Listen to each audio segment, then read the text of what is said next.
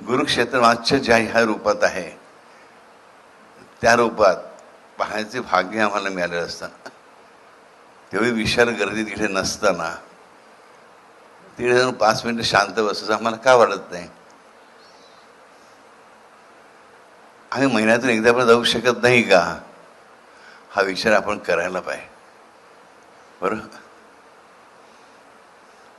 आम्ही दररोज हॅपीमध्ये जात असतो. दादाला भेटायला गेलो की आम्ही आपले नाईला जायला वेळ कसा काढायचा तिथे, पण आम्ही तिकडे जाऊन बसतो करू शकत ना.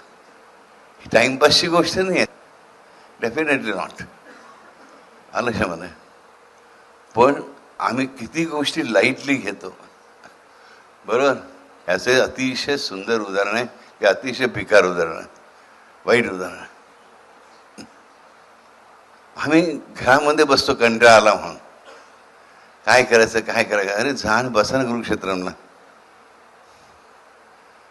आपल्या घरच्या एक जुन्या भक्त त्या दर गुरुवारी रात्री बसतात.